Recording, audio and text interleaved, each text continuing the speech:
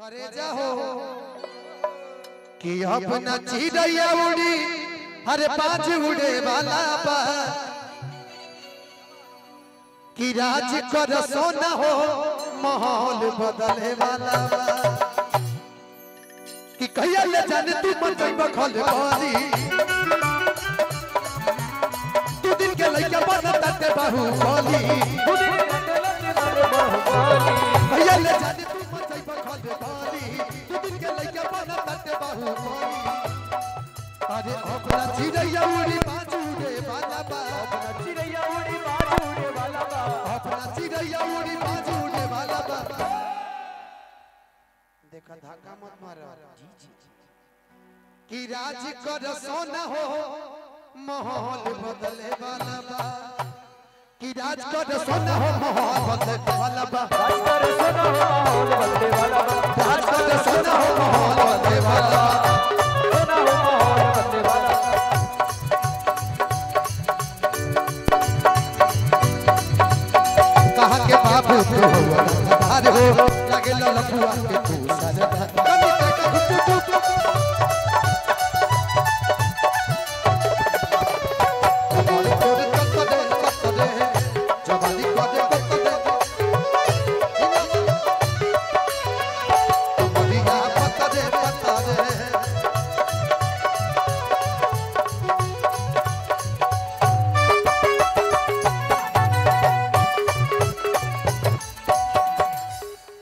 भी आ जाएंगे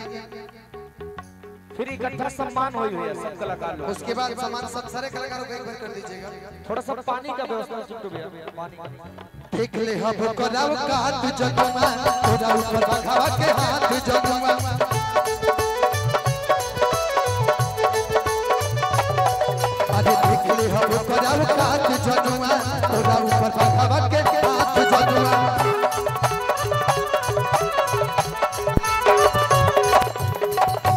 जिलावा में गर्दा मचाई दाना हो अंकित भैया अपना उंगली पर सबके नचाई दाना हो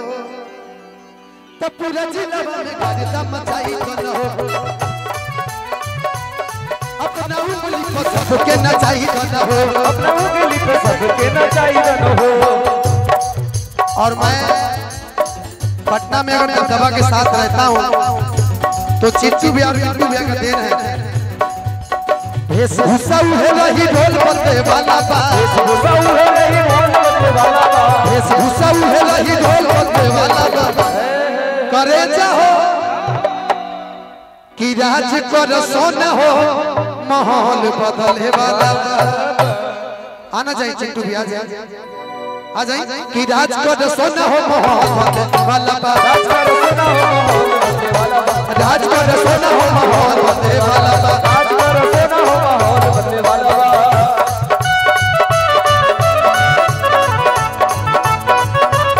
होलाई सा दुनिया में बहुत लड़ाई मन कर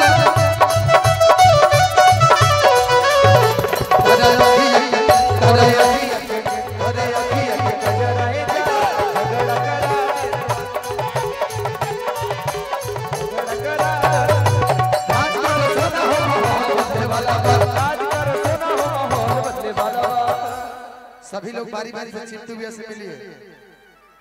आज कुछ नहीं सुनिए पारापारी गौरी चक से आप कुछ नहीं तो ये पूरा टीम 1 लाख रुपए लेके जाएगा। मैं बोल रहा हूँ उससे ज्यादा ठीक है मैं बोल रहा हूँ हाँ मैं इन लोग का सिर्फ बोला हूँ उसके बाद कई लोग कितना लेके जाएंगे कौन जानता है कि सारे धनंजय नायक के हो कि सगे बड़े सांसद मेले हो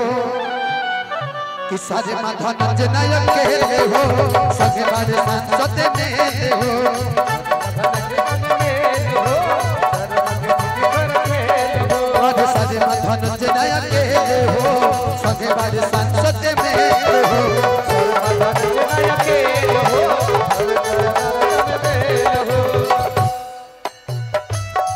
मिंटू चिंटू भैया बाने मोर संगमा में चिंटू भैया बाने मोर संगमा जो सही को जान जी जावा में